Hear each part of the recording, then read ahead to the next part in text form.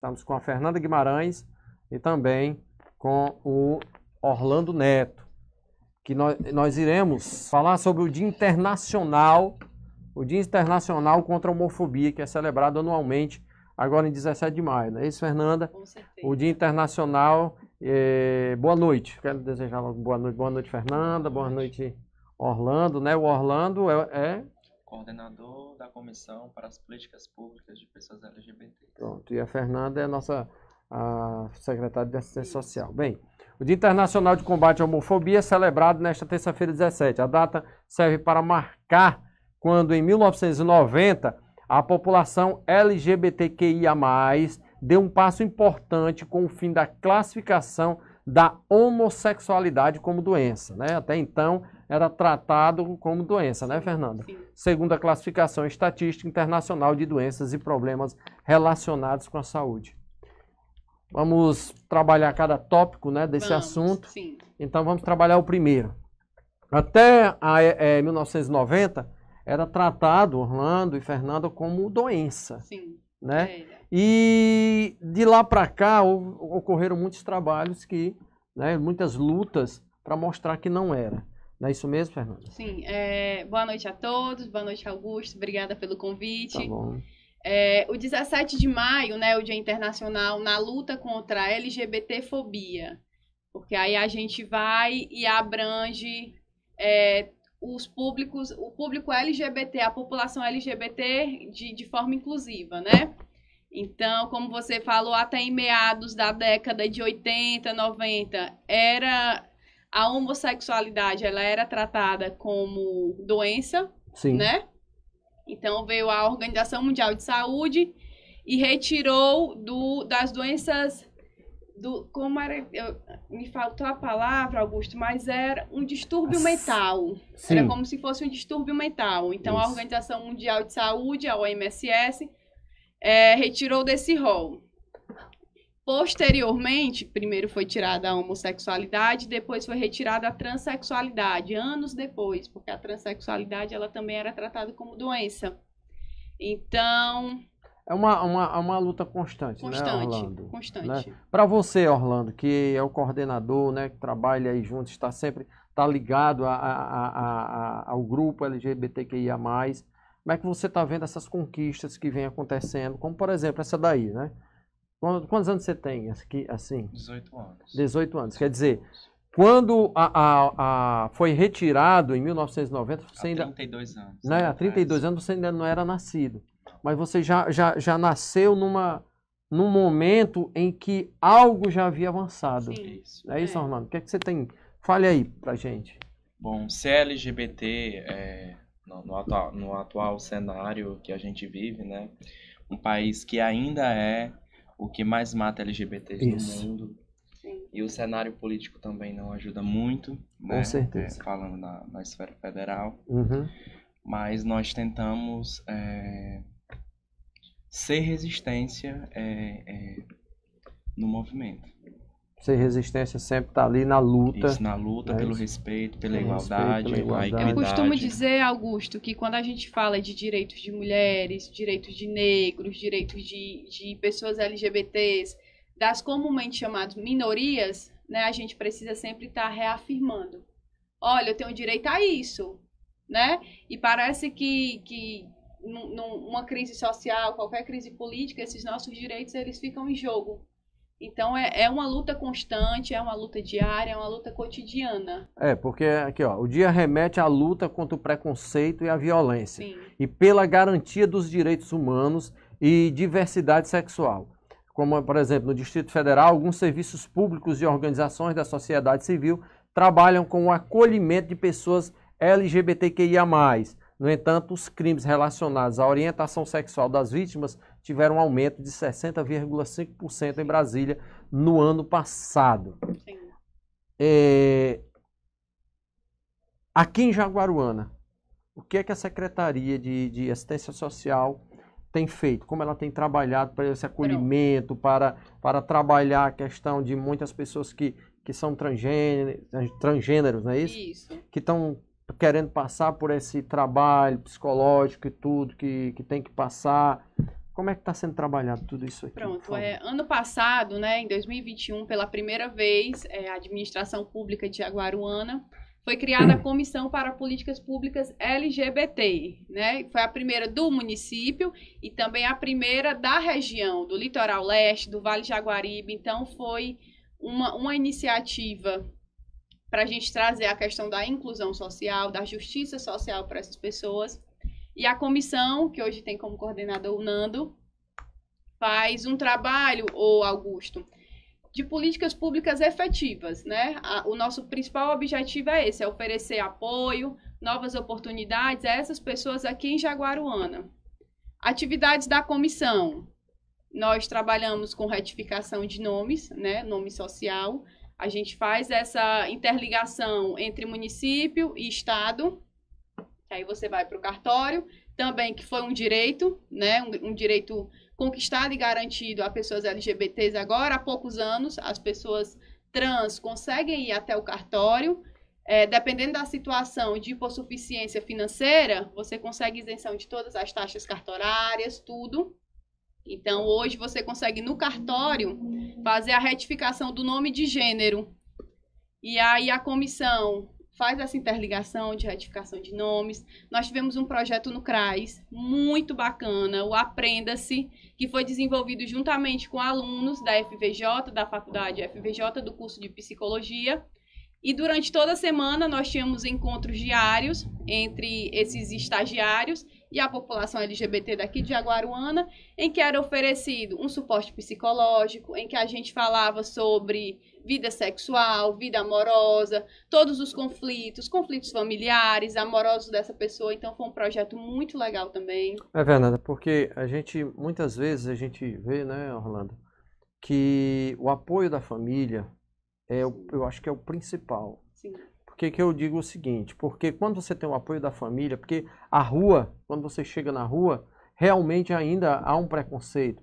Ainda há piadas, brincadeiras de mau gosto, né? Isso, Orlando, tem essa questão toda. Então, Orlando, você que faz parte aí, que é o presidente da comissão organizadora, né, LGBTQIA+, aqui de Jaguaruana, o apoio da família é importante, né, Orlando? Muito importante, mas na verdade ser LGBT é você passar por inúmeras violências diariamente, né? Uhum. Inúmeros direitos violados, você passa pela violência familiar, a violência escolar, a violência religiosa, a violência no trabalho, né? Às vezes você é discriminado, você vai em busca de uma oportunidade de trabalho e sofre discriminação naquela entrevista.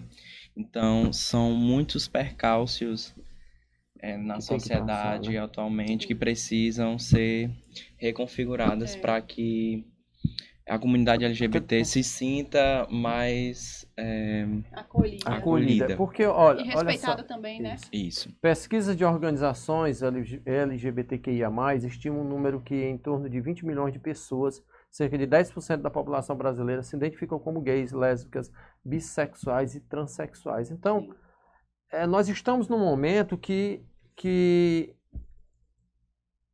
a questão já existia. No passado, já existiam gays, lésbicas, pessoas que se identificavam dessa forma. Mas, por conta do preconceito, tinham muitos que eram presos àquela questão, que sabia que não tinha apoio, sabia que, como eu falei, que no colégio ia sofrer bullying, na rua ia sofrer bullying.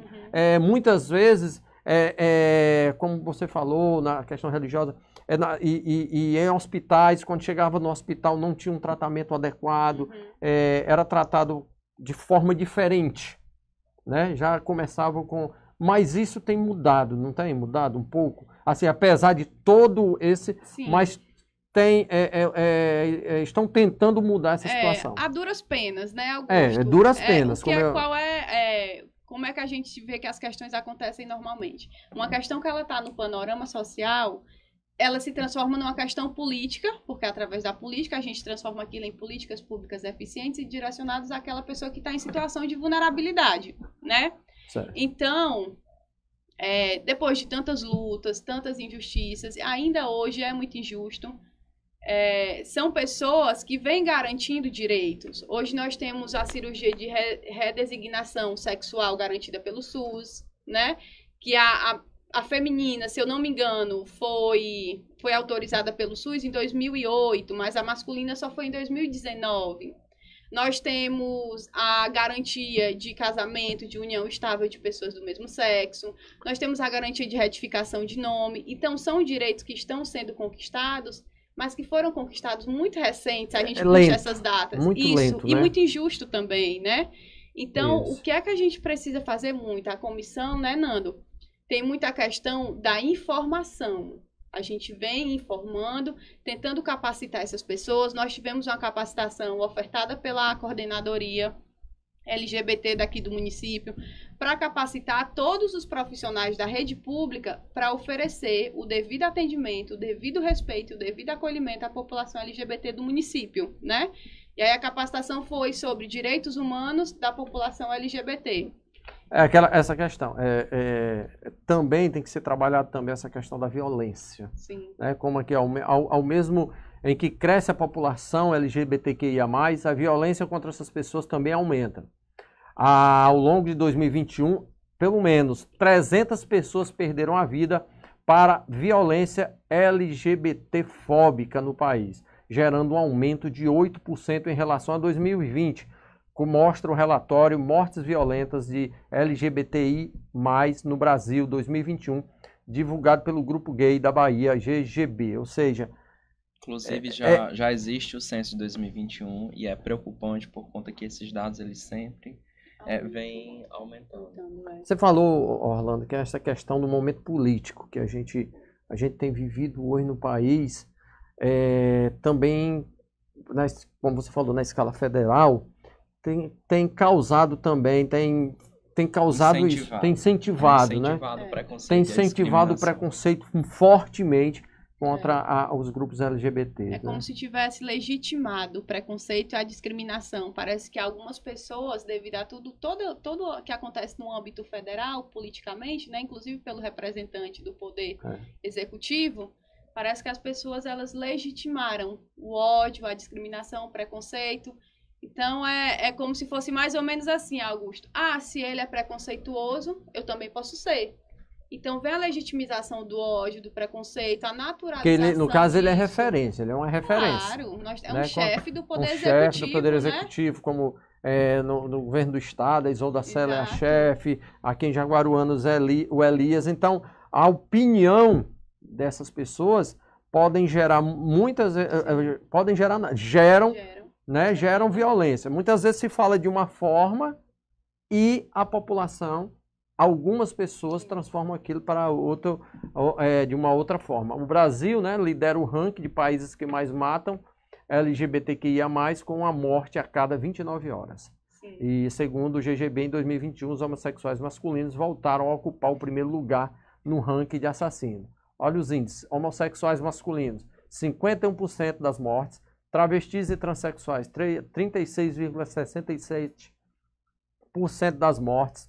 Lésbicas, 4% das mortes. Bissexuais e homens trans, 1,33% das mortes. Sim, e no Ceará... aqui se mostra que a questão parece que é mais contra a questão masculina. O homem, né, que é hétero, aquela coisa toda... Parece que não aceita que um outro homem seja... Fuja do padrão. Que fuja do padrão.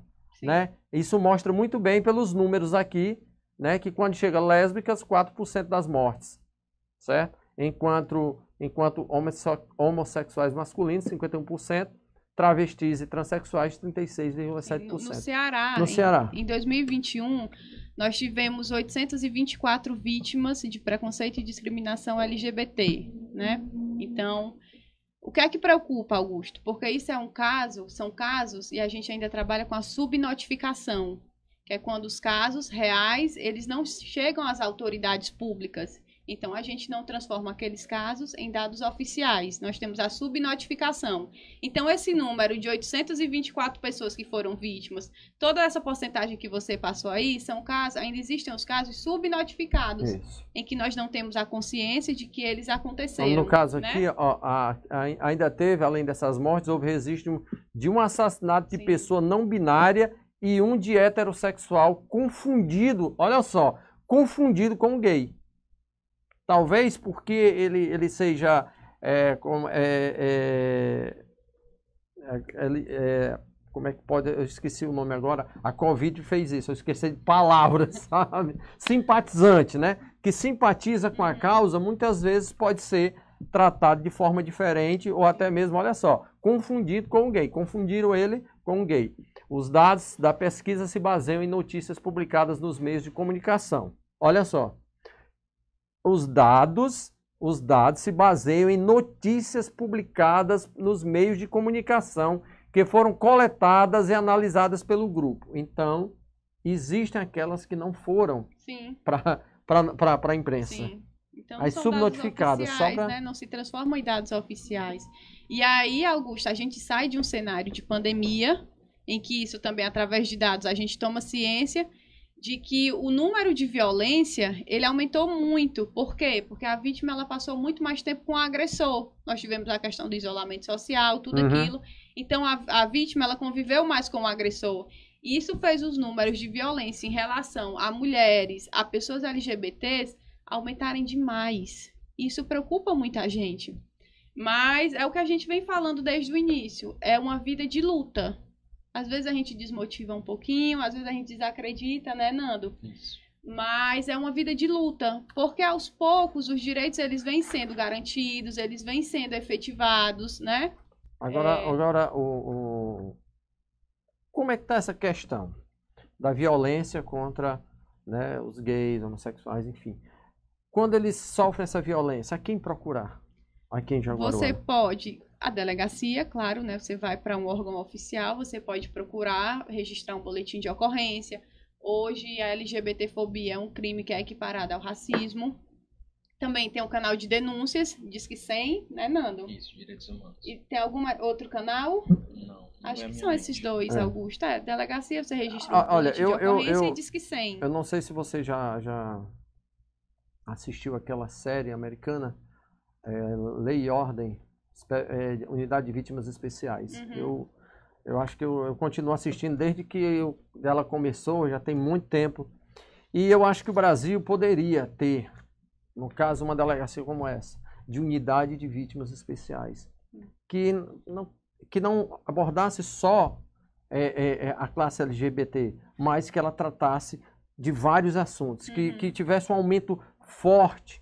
Violência doméstica, a questão do estupro, a questão da violência, o ódio, né? A violência de ódio contra homossexuais, contra negros, enfim. Deveria ter uma delegacia especializada, na minha opinião, para isso. Porque o Brasil hoje, ele é um dos países que mais mata, que é mais violento contra isso. É um racismo, é uma homofobia, é xenofobia, enfim. Então, é a minha opinião, deveria ter uma delegacia especializada para isso. Né? Nós temos atualmente a delegacia especializada da mulher, né? Da mulher, isso. E aí, no dia 8 de março, se eu não me engano, pontualmente no dia 8 de março, Fortaleza anunciou a guarda feminina também. Então, vem se procurando medidas dessa forma, Augusto. Só que aí eu costumo dizer que para problemas complexos, exigem soluções complexas também, né? A gente não pode jogar uma solução simples achando que a gente vai solucionar um problema histórico, porque a gente vem de uma sociedade, de um sistema que é muito preconceituoso, que é muito discriminatório, que é muito machista.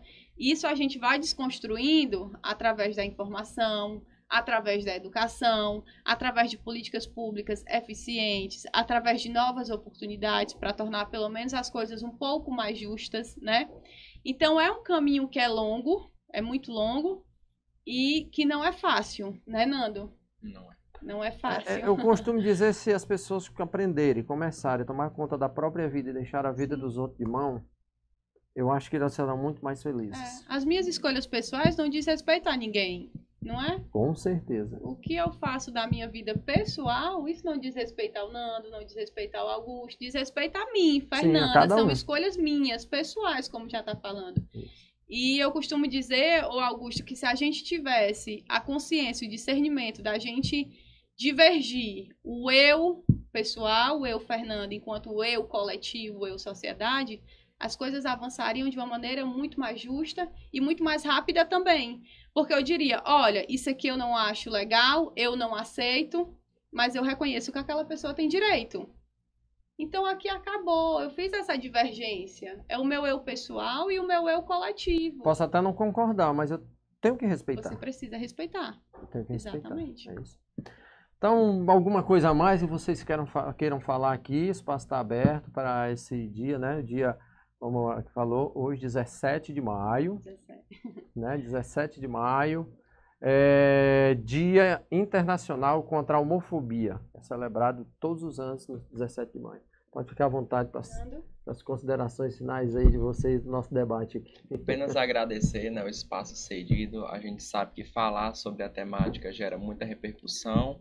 Sim, por ainda a gente conviver em uma sociedade homofóbica, machista, preconceituosa, né? Uhum. Mas a cada dia mais a gente está derrubando barreiras. É um trabalho, padrões. é um trabalho de Padrões, formiguinha, mas sim. que está tendo seus resultados, Sim, né? é. Aos poucos está chegando. E é gratificante quando a gente vê que as políticas públicas, que os direitos estão sendo assegurados como se devem, Sim. realmente efetivados. E aí, Augusto, a comissão está de portas abertas, né, Nando? Nós temos feito com frequência campanhas de conscientização para informar a população.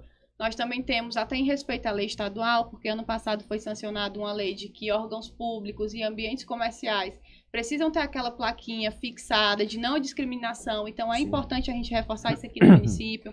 Nós fizemos essa ação ano passado e esse ano está sendo feita de novo, né, Nando? Isso. E aí, a gente vem nesse debate para trazer mais justiça social, mais inclusão social, mais respeito, mais acolhimento. A luta pelo orgulho e no combate da discriminação e preconceito não é só da população LGBT, é de todos nós, enquanto sociedade, enquanto seres humanos, enquanto pessoas que acolhem o outro, né? Então, acolha e respeite a diversidade. A nossa sociedade é tão diversa, então a gente precisa acolher todo mundo, né? Com certeza, com certeza. Só agradecer, muito obrigado. Viu? E o espaço aqui está sempre aberto. Muito obrigada.